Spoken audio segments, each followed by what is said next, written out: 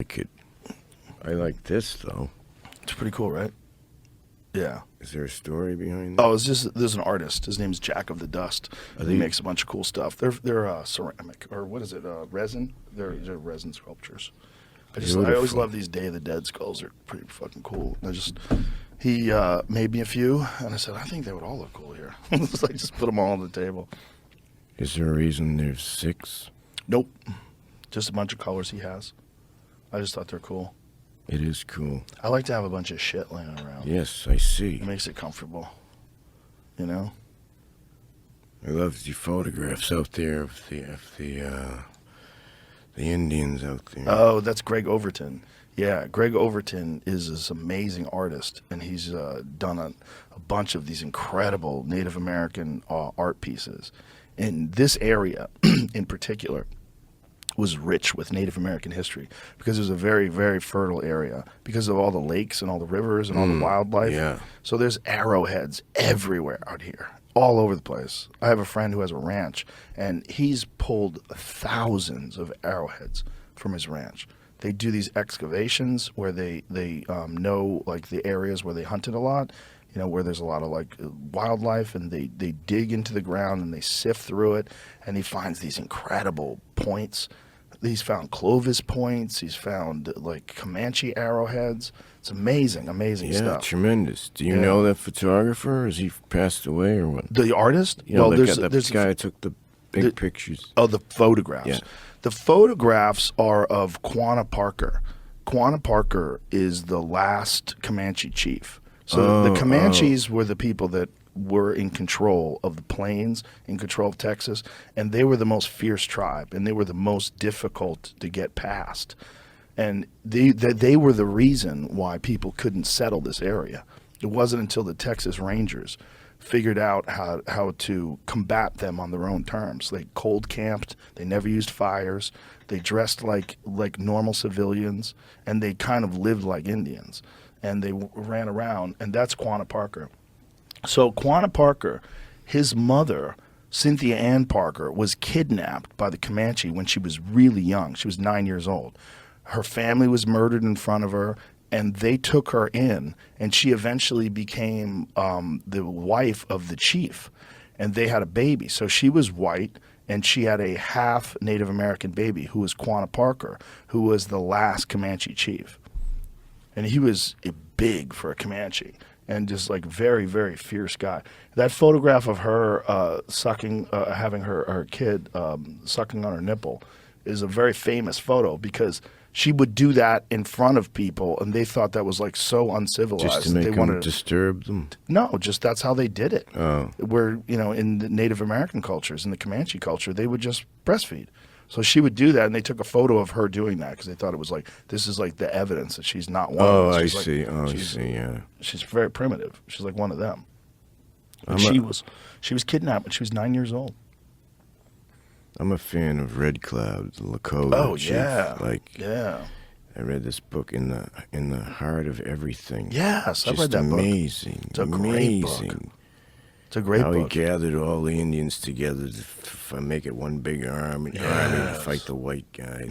Just like, yeah, because that's what it was supposed to be like. Not the wars, but when they had this, that's, you know, no parking meters, no malls.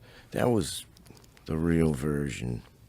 Well, that's the nostalgia that everybody loves so much about Native American culture, the fact that they lived off the land, in the land. And they did it at a same time where Europe had already experienced the Enlightenment and the Renaissance, and there was all this stuff and cities and all this culture all over the world that was like sophisticated, and art and literature.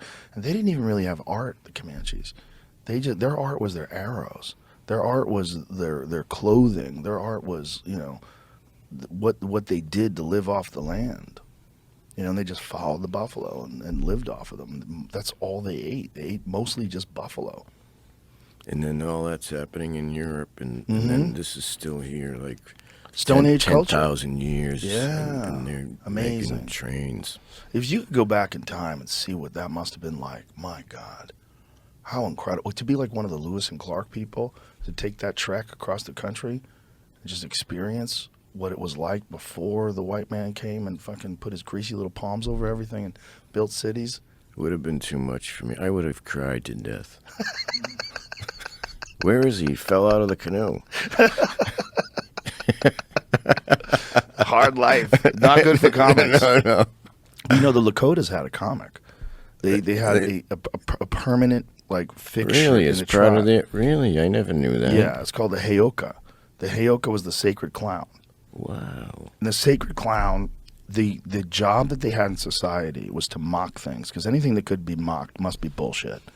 Like, you would peel away the layers of ego and distortion, because if you can make fun of things. So the Heyoka was allowed to make fun of everybody. Make fun of the chief, make fun of the women, make fun of the warriors. He made fun of everybody. I never heard of this. Yeah, it was a very important part of their culture. Did the other tribes have that? I don't know. What is it called again? Heyoka. Heyoka. Yeah. It was like, he was like a kind of a medicine man. It was like there was a spiritual aspect to it. Heyoka. That'd be a good name for a child. Heyoka. Yeah. Heyoka. A little bit of cultural appropriation. Heyoka. You can get in trouble for that. Oh.